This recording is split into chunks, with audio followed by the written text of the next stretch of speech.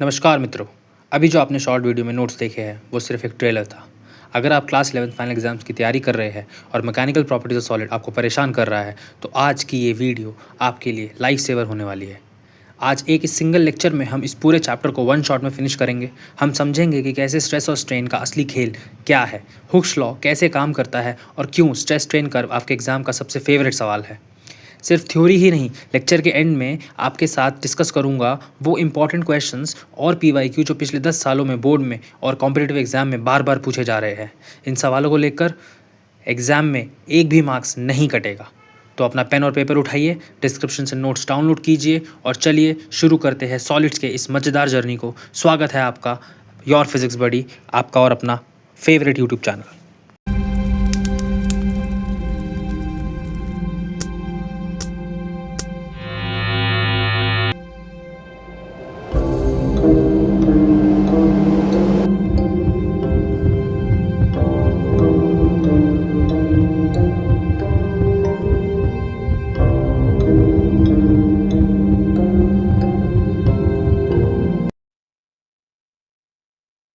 तो mechanical properties के अंदर क्या क्या इंपॉर्टेंट चीज़ें हैं जो हमें पता होनी चाहिए, हम सीधा उसी से शुरू करेंगे। एक बारी इस चैप्टर का रोड मैप देख लेते हैं और फिर कोशिश करेंगे कि कुछ शॉर्ट फॉर्मूला शीट्स टाइप हम बना पाए इसी पर्टिकुलर क्लास में। हाँ। So mechanical properties of solid के अंदर हम मेजरली बात करते हैं मैटर की फिजिकल प्रॉपर्टीज़ के बारे में, कि कोई भी मैटर फिजिकली कितना फोर्स झेल सकता है, फिजिकली उसके शेप साइज स्ट्रक्चर में क्या क्या चेंजेस आएंगे, वो चेंजेस ही हम इस चैप्टर के अंदर पढ़ते हैं। एग्जाम्पल के तौर पे अगर मेरे पास कोई सॉलिड ऑब्जेक्ट है, अगर मैं उस सॉलिड ऑब्जेक्ट के ऊपर फोर्स लगाऊं चारों तरफ से या किन्हीं दो तरफ से भी, तो जनरली उसका बिहेवियर क्या होता है कि उसका जो साइज़ है वो थोड़ा सा कम होता हुआ हमें नज़र आता है। ये तो ये जो चेंज है, this change is due to application of force. और ऐसे ही फोर्स को जो ऑब्जेक्ट की शेप या साइज में चेंज ले आए, ऐसे फोर्स को हम बोलते हैं डिफॉर्मिंग फोर्स। ये डिफॉर्मिंग फोर्स ही सारी जगह जितने भी टॉपिक्स में हम फोर्स पढ़ेंगे उससे उसको रिप्लेस कर रहा होगा, क्योंकि हम यही मान के चलेंगे कि ऑब्जेक्ट के अंदर अगर चेंज आया है तो वो एक डिफॉर्मिंग फोर्स की वजह से चेंज आया है। तो जहाँ भी फोर्स से बात फोर्स को डिफाइन कर रहे होंगे, वहाँ डिफॉर्मिंग फोर्स की बात हम कर रहे होंगे। तो इस पर्टिकुलर चैप्टर में सबसे पहले हम डिफाइन करते हैं रिजिड बॉडी। रिजिड बॉडी एक ऐसी बॉडी होती है जो फोर्स लगाने पर उसके शेप या साइज में चेंज नहीं आता। इस रिजिड बॉडी को हमने चैप्टर रोटेशन के अंदर भी डिफाइन किया था। इसमें हमने बताया था कि अगर इस पर कोई फोर्स लगाया जाएगा तो इसके शेप या साइज में कोई भी चेंज हमें देखने को नहीं मिलेगा। तो इन रियलिटी बॉडी रिजिड नहीं होती, ये एक आइडियल बॉडी है, तुम कुछ ऐसा कह सकते हो। मतलब इमेजिनरी है ना सर? यस। तो इस चैप्टर के अंदर हम ऑब्जेक्ट को नाम देंगे इलास्टिक बॉडी या फिर प्लास्टिक बॉडी।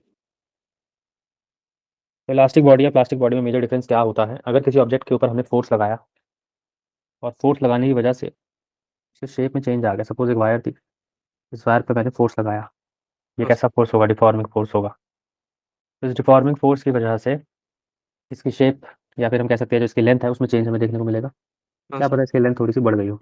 हाँ सर। तो क्या ये ऑब्जेक्ट इस फोर्स के हटने के बाद अपनी ओरिजिनल शेप या साइज गेन कर पाएगा? हाँ सर। इसी बिहेवियर को हम इलास्टिक बिहेवियर बोलते हैं। प्लास्टिक। अगर नहीं कर पाए तो प्लास्टिक हो गया सर। तो प्लास्टिक बोलेंगे। If object recovers completely from deformation it is said to be elastic plastic. Body. और वाइस वर्सा प्लास्टिक बॉडी के लिए है। हाँ सर। तो सर अगर टूट गया तो? प्लास्टिक बॉडी होगा तभी टूट गया। अच्छा हाँ सर। तो यहाँ पे हम क्या कह सकते हैं, यहाँ पे हम कुछ टर्म्स डिफाइन करते हैं। सबसे पहले आता है स्ट्रेस। स्ट्रेस क्या होता है? स्ट्रेस एक फोर्स मेजर करने का तरीका है जिससे हम ये चेक करते हैं कि किसी ऑब्जेक्ट पे कितना स्ट्रेस लग रहा है, यानी कि उस पे लगने वाला फोर्स पर यूनिट एरिया कितना है। इसी चीज़ को हम स्ट्रेस बोलते हैं। सर एक और बार फिर रिपीट कर सकते हैं? किसी ऑब्जेक्ट पे अगर हमने फोर्स लगाया तो उस फोर्स की वजह से उसके अंदर जो भी चेंज आने वाला है तो वो चेंज उसके एरिया पर आता है। अगर ऑब्जेक्ट वन डायमेंशनल होगा तो उसकी लेंथ पर आएगा, लेकिन जनरली स्ट्रेस जो होता है वो एरिया पे आता है। तो फोर्स पर यूनिट एरिया जो भी क्वांटिटी निकल कर आएगी उसको हमने स्ट्रेस बोल दिया। हाँ सर। अब ये स्ट्रेस काफ़ी सारे टाइप का हो सकता है। हम यहाँ पे लॉन्गिट्यूडिनल स्ट्रेस की बात कर सकते हैं, हम यहाँ पे वॉल्यूमेट्रिक स्ट्रेस के बारे में बात कर सकते हैं। साथ ही साथ हम यहाँ पे एक और टाइप ऑफ स्ट्रेस जिसको हम शियर स्ट्रेस बोलते हैं उसके बारे में भी बात कर सकते हैं। तो लॉन्गिट्यूडनल स्ट्रेस क्या होता है? लॉन्गिट्यूडनल स्ट्रेस होता है deforming force acting along a length. अगर लेंथ के अलॉन्ग एक्ट कर रहा होगा तो इसकी वजह से जो स्ट्रेस प्रोड्यूस होगा that stress is going to be longitudinal stress. Similarly एक ऑब्जेक्ट का वॉल्यूम था, हमने उसके ऊपर फोर्स लगाया बाहर से, तो उसका फाइनल वॉल्यूम कुछ ये रह गया। तो ये फोर्स लगाने की वजह से जो इसके वॉल्यूम में चेंज आया, इस चीज़ को हम डिफाइन कर रहे होंगे वॉल्यूमेट्रिक स्ट्रेस से। वहीं पे कुछ कुछ केसेस में ऐसा भी होता है कि फोर्स कुछ इस तरीके से लग रहा हो कि ऑब्जेक्ट की ओरिएंटेशन बिगड़ जाए। जैसे कि इमेजिन करो एक पोल, सीसॉ वाला। तो इस सीसॉ वाले पोल पोल पे नीचे की तरफ कुछ इस तरीके से फोर्स लगता है, जिसकी वजह से होता क्या है, अक्सर ये जो एंड है, ये जो जॉइंट है, ये बेंड हो जाता है थोड़ा सा, और सीसॉ भी ओवरऑल थोड़ा सा बेंड हो जाता है। हम्म, तो ये जो स्ट्रेस यहाँ पे क्रिएट हुआ, ऐसी सिचुएशन को हम डिफाइन करते हैं शियर स्ट्रेस से। हाँ सर। तो फोर्स लगने की वजह से यहाँ पे जो एक्चुअली चेंज आ रहा है वो एंगल का आ रहा है शियर स्ट्रेस के केस में। वहीं पे वॉल्यूमेट्रिक और लॉन्गिट्यूडनल स्ट्रेस के अंदर वॉल्यूम और लेंथ में हम चेंज को ऑब्जर्व कर रहे हैं। तो स्ट्रेस का जनरल फॉर्मूला होता है फोर्स अपॉन एरिया, यही हमें याद रखना है। Now the simple question is, अगर किसी ऑब्जेक्ट के ऊपर स्ट्रेस लगा तो स्ट्रेस की वजह से जनरल चीज़ हमने क्या ऑब्जर्व करी? हमने ऑब्जर्व करा डिफॉर्मेशन। हाँ सर। मतलब वो ऑब्जेक्ट जो है वो डिफॉर्म हो गया, वो अपनी ओरिजिनल शेप या साइज खो बैठा। वो बैठा। तो इस कितना उसने अपनी ओरिजिनल शेप या साइज या चेंज इन डायमेंशंस को खोया, उस चीज़ को हम स्ट्रेन से रिप्रेजेंट करते हैं। तो स्ट्रेन एक क्वांटिटी है, एक पैरामीटर है जो ये बताएगा कि किसी स्ट्रेस की वजह से कितना चेंज प्रोड्यूस हुआ। हम्म, चेंज इन क्वांटिटी और डायमेंशन ऑफ एन ऑब्जेक्ट। तो ये जो जनरल चेंज होता है, इस चेंज को हम कैलकुलेट करते हैं कुछ इस तरीके से। ये रेशियो होता है, किस चीज़ का रेशियो होता है? चेंज इन कॉन्फ़िगरेशन का रेशियो विद ओरिजिनल कॉन्फ़िगरेशन। हम्म, मतलब एक क्वांटिटी में कितना चेंज आया एक पर्टिकुलर डायमेंशन में, उस चेंज का रेशियो डिवाइडेड बाय उस क्वांटिटी का ओरिजिनल नंबर, इसी रेशियो को हम स्ट्रेन बोलते हैं। मतलब जहाँ मेजरमेंट करते हैं वो स्ट्रेन से डिनोट करते हैं सर। काइंड ऑफ कह सकते हो, ऑब्जेक्ट में कितना चेंज आया, इस चीज़ को मेजर हम स्ट्रेन से करेंगे। स्ट्रेन से करते नाउ द क्वेश्चन इज, अगर हमारे पास स्ट्रेस बहुत सारे टाइप के हैं, मतलब ऑब्जेक्ट पे लगने वाला फोर्स अलग अलग तरीके का अगर हो सकता है, तो स्ट्रेन उससे प्रोड्यूस होने वाला वो भी अलग अलग होगा। हैं। हाँ सर। मतलब किसकी डायमेंशन में कितना चेंज आया, इस चीज़ को भी हम मेजर कर रहे होंगे कुछ अलग अलग तरीकों से। तो स्ट्रेन के भी काफ़ी सारे टाइप्स होते हैं। सबसे पहला टाइप होता है लॉन्गिट्यूडनल स्ट्रेन। लॉन्गिट्यूडनल स्ट्रेस से प्रोड्यूस होने वाले स्ट्रेन को लॉन्गिट्यूडनल स्ट्रेन बोलेंगे। वहीं पे वॉल्यूमेट्रिक स्ट्रेस से प्रोड्यूस होने वाले स्ट्रेन को हम वॉल्यूमेट्रिक स्ट्रेन बोलेंगे। सिमिलरली शियर स्ट्रेस से प्रोड्यूस होने वाले स्ट्रेन को शियर स्ट्रेन बोलेंगे। स्ट्रेन। इन सबको कैलकुलेट कैसे किया जाता है, इस चीज़ को जरा ध्यान से समझो। एक एक क्वांटिटी को कैलकुलेट कैसे करते हैं वो देखते हैं। तो सपोज मेरे पास एक वायर है, इस वायर पे मैंने फोर्स लगाया, और ये जो फोर्स हमने लगाया, इस फोर्स की वजह से इसकी जो इनिशियल लेंथ थी, ये बदल कर कुछ वही। एल प्लस डेल्टा एल यानी कि कुछ फाइनल लेंथ हो गई, कुछ चेंज आ गया इसके अंदर। तो यहाँ जो लॉन्गिट्यूडनल स्ट्रेन लिखेंगे हम, तो लॉन्गिट्यूडनल स्ट्रेन बराबर होगा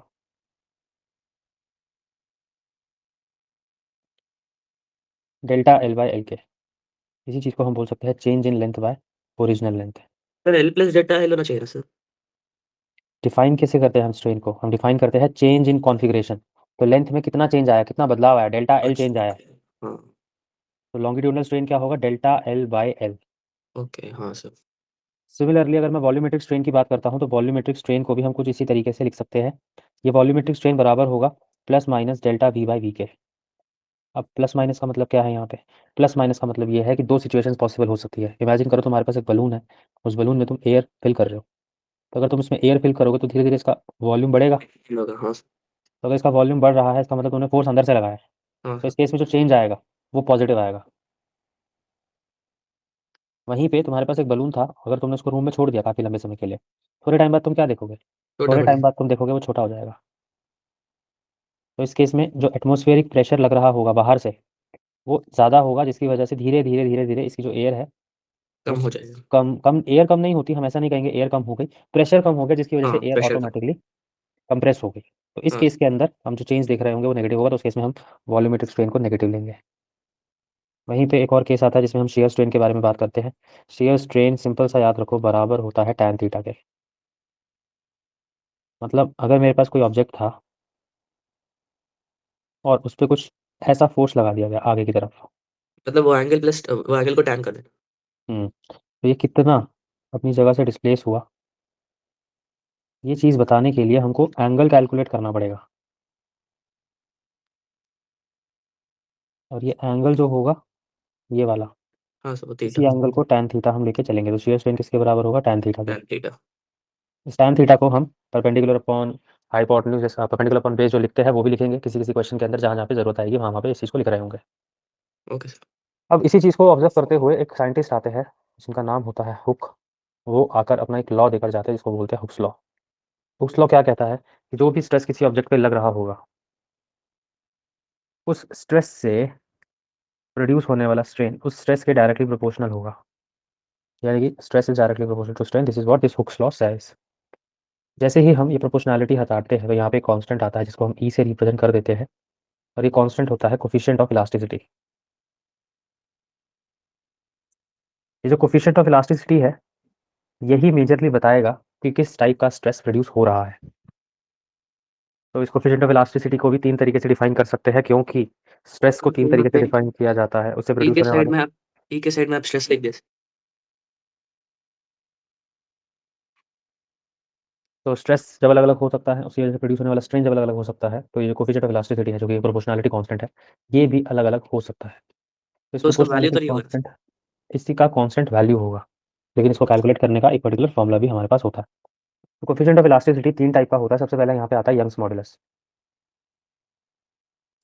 कोफिशिएंट ऑफ इलास्टिसिटी को coefficient of modulus, coefficient of elasticity ज़्यादातर बोलना प्रेफर करते हैं। ये जो यंग्स मॉडुलस होगा ये प्रोड्यूस होगा जब एक वायर के ऊपर फोर्स लगाया जा रहा होगा। तो इस केस में इस वायर की लेंथ बढ़ जाएगी, और यहाँ जो प्रॉपर्टी इन्वॉल्व होगी वो होगी बाय, और ये बराबर होती है longitudinal stress upon longitudinal strain के। यहाँ से अगर ई की वैल्यू निकालो तो ई क्या आएगा, स्ट्रेस अपॉन स्ट्रेन। हाँ sir. Longitudinal stress upon longitudinal strain, longitude volumetric stress upon volumetric strain. Similarly shear stress का शेयर स्ट्रेन। ये तीन फॉर्मुलाज हमारे पास निकल कर आते हैं। लेकिन इन सारे फॉर्मुलाज को एक बार जरा देखते हैं कि कौन कौन सा किस किस से बराबर आता है। तो लॉन्गिट्यूडनल स्ट्रेस क्या होगा, सिंपल सा, जो उसके ऊपर फोर्स लग रहा है और ये फोर्स किस एरिया पर लग रहा है वो per unit area will be the longitudinal stress. वहीं पे अगर स्ट्रेन की बात करी जाए तो इनिशियल और फाइनल लेंथ वो भी हमें पता होनी चाहिए। तो जो वाई है वो बराबर निकल कर आता है फोर्स अपॉन एरिया जो भी होता है longitudinal stress into longitudinal strain, one upon longitudinal strain. One upon longitudinal strain क्या होगा, L by delta L. Delta L. This is going to be the formula for Young's modulus. Similarly हम यहाँ पे define करते हैं bulk modulus. ये जो bulk bulk modulus modulus, volume का होगा क्या सर? यस, इसका सिंबल होता है स्मॉल के। जैसे इसका सिंबल वाई होता था, इसका सिंबल होता है स्मॉल के, या फिर तुम किसी किसी जगह पे बी भी देख रहे होगे। तो एक ऑब्जेक्ट के वॉल्यूम में कुछ चेंज आ गया तो उसके इसके अंदर जो ये के की वैल्यू होगी, volumetric strain,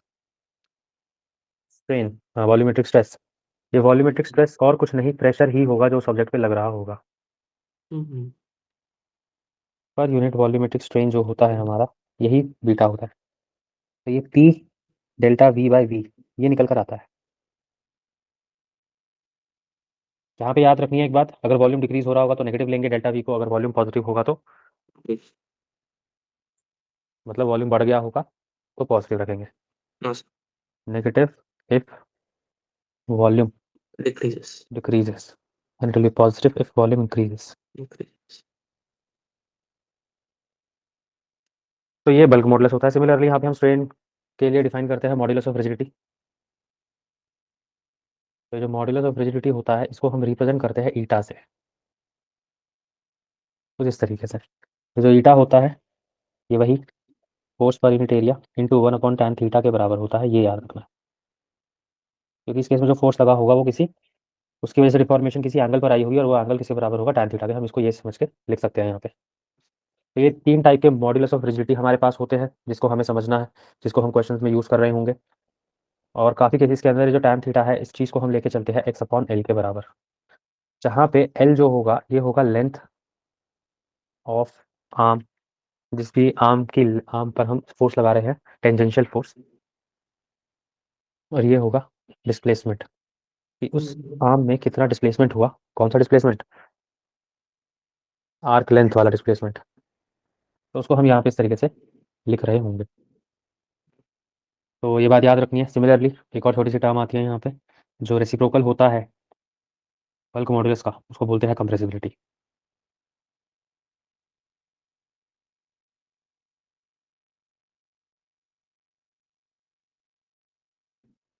is known as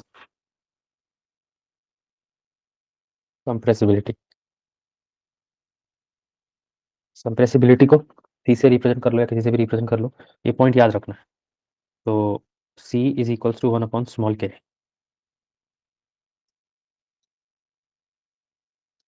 एक लास्ट यहाँ पे केस आता है एनर्जी का, एक्सप्रेशन ऑफ एनर्जी। तो जो एनर्जी स्टोर होगा किसी भी स्ट्रेच्ड वायर में due to this deforming force, उस एनर्जी को हम लिखते हैं हाफ इंटू फोर्स इंटू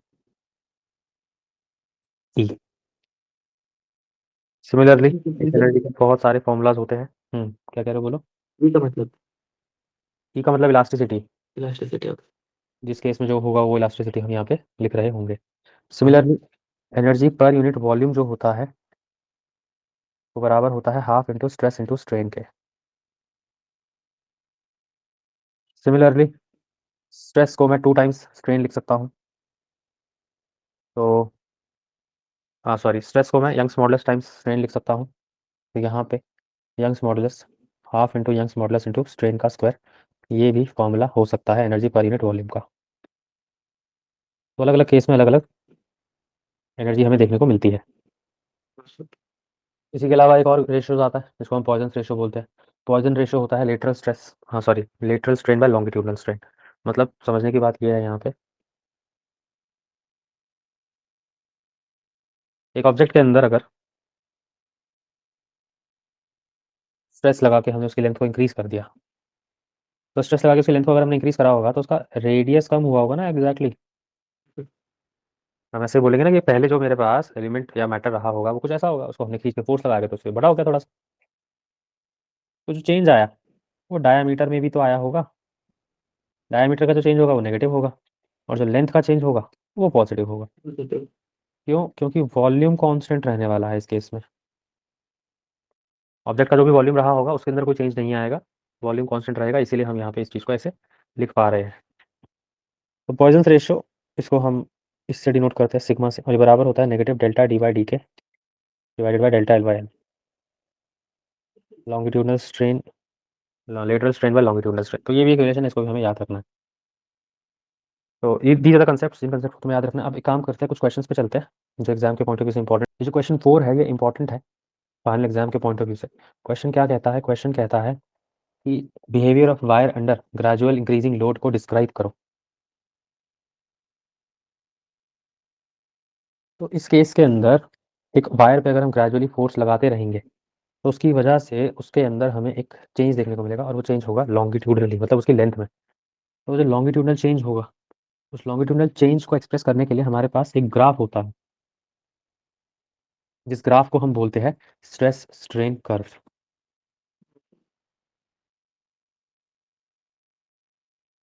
तो ये स्ट्रेस स्ट्रेन कर्व एग्जाम के अंदर इंपॉर्टेंट है, आता है। और ध्यान से सिचुएशन को समझने की कोशिश करना, और फिर इसको एक्सप्रेस कैसे करना है ये भी तुम्हें लिखना आना चाहिए। तो एक एक्सिस पे हम स्ट्रेस अज्यूम कर लेते हैं और दूसरी एक्सिस पे हम स्ट्रेन अज्यूम कर लेते हैं। तो अज्यूमिंग यहाँ पे स्ट्रेन है और यहाँ पे स्ट्रेस है। किसी भी जनरल बॉडी को हम ऑब्जर्व करना शुरू करते हैं। इमेजिन करने के लिए तुम अपने पास एक वायर अज्यूम कर लो जो इनिशियली कुछ इस लेंथ की थी।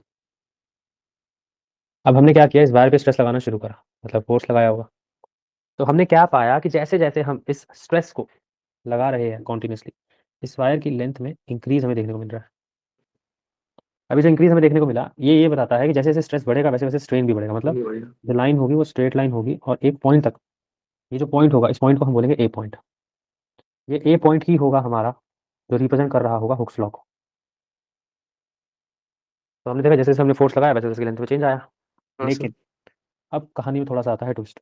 वॉल्यूम में अभी चेंज नहीं, वहाँ वॉल्यूम में तो चेंज आया, तो थोड़ा सा चेंज क्या आता है, थोड़ा सा ट्विस्ट क्या आता है कि अब एक पॉइंट ऐसा आ जाएगा वायर के मटेरियल के लिए कि ये वायर का मटेरियल और स्ट्रेच तो होगा लेकिन अपनी कॉन्फ़िगरेशन वापस रीगेन नहीं कर पाएगा। मतलब ये अपनी वापस जो लेंथ है उसको रीगेन नहीं कर पाएगा। हाँ सर। एग्जाम्पल के लिए तुम इलास्टिक रबर भी एज्यूम कर सकते हो। जो इलास्टिक रबर होते हैं वो भी कुछ ऐसे से ही होते हैं। जैसे ही हम उन पे फोर्स लगाते हैं, फोर्स लगाने की वजह से वो खिंचते तो है लेकिन अगर हम एक पॉइंट पे हद से ज़्यादा फोर्स लगा दें तो वो अपनी ओरिजिनल शेप वापस रीगेन नहीं कर पाता। हाँ सर। तो यहाँ से कुछ पॉइंट्स हम आगे एक्सप्लेन करते हैं या एक्सप्रेस करते हैं, जिनमें हम यही चीज़ बताते हैं कि जो चेंज है वो इंक्रीज तो देखने को होगा, जैसे जैसे हम स्ट्रेस बढ़ाएंगे वैसे वैसे स्ट्रेन प्रोड्यूस तो होगा, लेकिन कुछ ऐसे। तो यहाँ पे 2 पॉइंट आते हैं बी और सी। ये जो बी पॉइंट होता है ये इसकी इलास्टिक लिमिट होता है, मतलब इस पॉइंट के बाद जाकर वो कंटिन्यू नहीं करेगा। फोर्स जैसे ज़्यादा लगेगा बहुत ज़्यादा दिक्कत होगी। इन सारे पॉइंट्स को एक्सप्लेन करना और लिखना पेपर में बहुत ज़्यादा ज़रूरी है। बी हाँ सर। होता है इलास्टिक लिमिट। तो बी पॉइंट यानी कि अपनी इलास्टिक लिमिट से जैसे ही फोर्स आगे बढ़ता रहेगा, एक पॉइंट आएगा जिस पॉइंट को हम बोलेंगे सी, और ये सी पॉइंट रिप्रेजेंट करता है परमानेंट सेट को। परमानेंट सेट का मतलब क्या है? परमानेंट सेट का मतलब है कि अब उसके अंदर होने वाला बदलाव रिकवर नहीं हो पाएगा। मतलब अगर मैं इस पॉइंट पे पहुंच के इसको छोड़ दूं, इस वायर को, तो ये वायर वापस से जो रीगेन करेगी ना अपनी कॉन्फ़िगरेशन, सर। वो कुछ ऐसे करेगी, और ये चीज़ रिप्रेजेंट कर रही होगी परमानेंट सेट को कि अब तो भाई परमानेंट इसके अंदर डिफॉर्मेशन आ गई है, अब वो बदलाव नहीं हो सकता।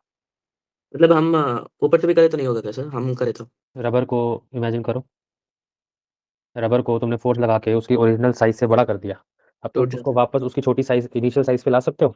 नहीं सर। तो ये वही केस है, ऐसा इमेजिन कर लो। तो सी पॉइंट पे पहुंच के उससे जैसे ही हम ज़्यादा फोर्स लगाएंगे, तो अब हम देखेंगे कि बहुत कम स्ट्रेस के लिए भी बहुत ज़्यादा स्ट्रेन हमें देखने को मिल रहा है, और किसी एक पॉइंट पे जाकर ये टूट जाएगा, जिस पॉइंट को हम ई से रिप्रेजेंट करते हैं और बीच में किसी भी पॉइंट को डी से। तो ये जो डी पॉइंट होता है, ये डी पॉइंट रिप्रेजेंट कर रहा होता है इसकी अल्टीमेट टेंसाइल स्ट्रेंथ। ये इतना लड़ पाया उस फोर्स के अगेंस्ट, उसके बाद इसने अपना दम तोड़ दिया, और ये ई पॉइंट को रिप्रेजेंट करते हैं फ्रैक्चर पॉइंट से, मतलब टूट जाता है। तो वो टूट जाता है। ये ग्राफ बहुत इंपॉर्टेंट है, और क्वेश्चन नंबर 4 मार्क कर लो, उसको तुम्हें अच्छे से प्रिपेयर करना है, ठीक है? हाँ सर। इसी के साथ, मतलब अपने ओन वर्ड्स में तो लिख सकते हैं ना सर? हाँ अपने ओन वर्ड्स में तुम लिख सकते हो, लेकिन एक बार इसको पढ़ लेना। हाँ सर। इसी के बाद क्वेश्चन नंबर 6 के बाद क्वेश्चन नंबर 8। अभी क्वेश्चन नंबर 8 के अंदर तुमसे पूछा गया explain the concept of elastic potential energy in a stressed wire and hence obtain expression for it. तो एक बारी इस वाले क्वेश्चन को देख लेते हैं। इसमें एक छोटी सी डेरिवेशन है, उस डेरिवेशन को भी समझने की कोशिश करते हैं। तो कंसेप्ट का नाम है स्ट्रेन एनर्जी। एक स्ट्रेन एनर्जी क्या बताता है? सिंपल सा अज्यूम करो कि तुम्हारे पास एक बॉडी है, और तुमने उस पर फोर्स लगाया, यहाँ से फिक्स है ये, तो फोर्स लगाने की वजह से उसकी लेंथ में कोई चेंज आया होगा, डेल्टा एल। अभी जो डेल्टा एल चेंज आया है, डेल्टा एल चेंज एक तरीके से क्या है? डिस्प्लेसमेंट है। और किसकी वजह से आई? फोर्स की वजह से आई। अगर डिस्प्लेसमेंट फोर्स की वजह से आती है, मतलब यहाँ पे हुआ है कुछ वर्क, और वही वर्क लेकर आता है कंसेप्ट ऑफ स्ट्रेन एनर्जी। तो एक वायर के अंदर एक फोर्स की वजह से कितना चेंज आया, उस चेंज की वजह से इसके अंदर कितना एनर्जी स्टोर हुआ, उसी एनर्जी को हम स्ट्रेन एनर्जी बोलते हैं, उसको निकालने की कोशिश करते हैं। तो इसकी एक्सप्रेशन कैसे कैलकुलेट की जा सकती है उसको ज़रा ध्यान से समझने की कोशिश करते हैं। तो हम एक थिन यूनिफॉर्म वायर एज्यूम करेंगे लेंथ की, जिसका एरिया ऑफ क्रॉस सेक्शन कुछ ये होगा, और उसको एक एंड से हमने फिक्स किया हुआ है। इस पर हम इस तरीके से ऐसे फोर्स लगाएंगे, और फोर्स लगाने की वजह से जो उसके ऊपर वर्क होगा, उस वर्क को क्या लिख सकते हैं जरा समझो। तो work done in stretching a wire. तो अगर इसके अंदर आने वाला स्ट्रेन कुछ छोटा डेल्टा एक्स है, तो क्या मैं छोटा वर्क डेल्टा डब्ल्यू लिख सकता हूँ कि ये बराबर होगा एफ डॉट डी एक्स के? यही तो पढ़ा हमने वर्क डन। तो हाँ वर्क डन सर। हमने पढ़ा है, उसी को हम यहाँ पे अप्लाई कर रहे हैं, दोनों तरफ इंटीग्रेट कर देंगे इक्वेशन को सॉल्व करने के लिए। सो डी डब्ल्यू का इंटीग्रेशन और एफ डी एक्स में से एफ बाहर आ जाएगा क्योंकि फोर्स कांस्टेंट होगा, डी एक्स का इंटीग्रेशन। अब यहाँ पे जब हम इंटीग्रेशन करेंगे, तो हम डायरेक्टली इसको इस तरीके से नहीं लिख सकते कि फोर्स कांस्टेंट है, क्योंकि जैसे जैसे हम किसी ऑब्जेक्ट पे फोर्स लगाते जाते हैं, बाद वो लगने वाला जो फोर्स है वो भी अपना मैग्नीट्यूड चेंज करके हमें दिखाता है। कैसे? समझो जरा इसे। इस वायर के लिए अगर हम इस चीज़ डिफाइन कर रहे हैं, मतलब हम इस वायर की कौन सी कोफिशिएंट ऑफ इलास्टिसिटी को यूज़ करेंगे? Young's modulus. तो इसका कुछ यंग्स मॉडुलस होगा जिसको हम वाई बोलेंगे, और वो यंग्स मॉडुलस बराबर होगा force upon area L Y delta L के। फोर्स किसके बराबर आ जाएगा? Y A delta L by L. क्या यही डेल्टा एल होगा जिसको मैं डी एक्स लेके चलूंगा यहाँ पे? क्योंकि मैंने इसी चेंज के लिए तो बात करी है, इसी चेंज के लिए तो वर्क कैलकुलेट करा है मैंने, इक्वेशन किसके लिए लिखी है? इस डी एक्स चेंज के लिए तो लिखी है। तो डी डब्ल्यू बराबर आ जाएगा Y A D X over L integration dx, और कहाँ से कहाँ तक? जब इनिशियली चेंज 0 रहा होगा तो फोर्स भी 0 लगा होगा, इसकी वजह से वर्क भी 0 हुआ होगा। जैसे ही डिस्प्लेसमेंट कुछ x हुआ या फिर डिस्प्लेसमेंट कुछ l हुआ या फिर कुछ भी हो सकता है जो भी हम लेके चले अपने दिमाग में, तो डिस्प्लेसमेंट में अज्यूम करके चलता हूँ कुछ डेल्टा l हो गया फाइनल, तो वर्क भी कुछ हो गया होगा w, तो w बराबर आ जाएगा work Y A by L, constant बाहर आ जाएंगे और यहाँ पे dx की जगह एक dx की जगह x हम लिख रहे होंगे, तो x dx integration from 0 to delta L, इसको सॉल्व करेंगे Y A by L X square by 2 0 से डेल्टा एल, इस एक्सप्रेशन को फर्दर सॉल्व करेंगे, w बराबर आ जाएगा Y A by L delta L square by 2, ध्यान से देखो इस चीज़ को, तो y अपॉन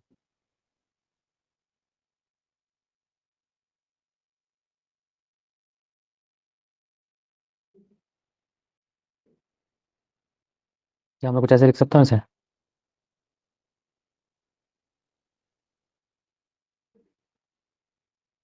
बताओ।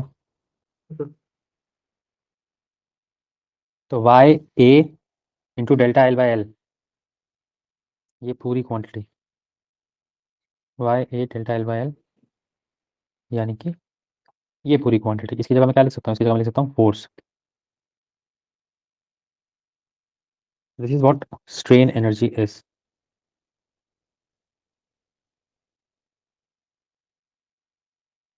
तो वर्क डन जितना भी होगा इस फोर्स की वजह से वो बराबर आएगा half into F into delta L के। इसी को हम strain energy per unit volume भी लिख सकते हैं, मतलब इजी इक्वेशन से स्ट्रेन पर यूनिट वॉल्यूम भी निकाल सकते हैं। तो strain energy per unit volume ये बराबर आ जाएगा half F delta L over volume, यानी कि एरिया इंटू लेंथ, यही चीज़ बराबर आ जाएगी हाफ इंटू एफ ए यानी कि stress, delta L by L यानी कि स्ट्रेन। तो strain energy per unit volume किसके बराबर आती है? Half into stress into strain के। तो ये कैसे आया इसके बारे में भी हमने बात कर ली यहाँ पे, क्योंकि एग्जाम में क्वेश्चन आ सकता है, कोई बड़ी बात नहीं है। तो क्वेश्चन नंबर 8 जो कि पेज नंबर 129 पर है, इसको भी अच्छे से एक बार ज़रा देख लेना। क्वेश्चन नंबर 11 इसको अपने एंड पे ट्राई कर लेना, मार्क कर लो, और अगर नहीं समझ आए तो पूछना, बाकी कुछ भी नहीं है, सिंपल जितने भी फॉर्मुलाज हमने पढ़े हैं वो फॉर्मुलाज यहाँ पे अप्लाई करते हैं। तो these are the questions which you have to practise from this particular chapter, इसके अलावा और किसी क्वेश्चन को करने की ऐसा कोई जरूरत नहीं है। बाकी प्रॉब्लम्स है, बाकी जितनी भी प्रॉब्लम्स हमें दी हुई है उन प्रॉब्लम्स के लिए तुम क्या कर सकते हो, उन प्रॉब्लम्स को तुम सॉल्व करने की कोशिश कर सकते हो। किसी भी प्रॉब्लम में तुम अटक रहे हो, तुमको सॉल्व नहीं करना आ रहा, जस्ट आस्क मी, क्योंकि अब ऑब्वियसली बात है पेपर के अंदर बहुत सारे क्वेश्चंस तो नहीं आएंगे न्यूमेरिकल वाइज, लेकिन जो 2-3 आएंगे वो 2-3 इजी होंगे, और इस चैप्टर का भी जो न्यूमेरिकल है एक जो आना चाहिए वो ऑलमोस्ट इजी ही रहेगा, क्योंकि तुम्हें फॉर्मूले के अंदर वैल्यू सब्स्टिट्यूट करनी होगी। तो ऐसे केस में जब भी होता है तो उस चीज़ को हम इस तरीके से कर सकते हैं। तो इस चीज़ को ध्यान में रखते हुए इस चैप्टर को हम यहीं समाप्त करते हैं।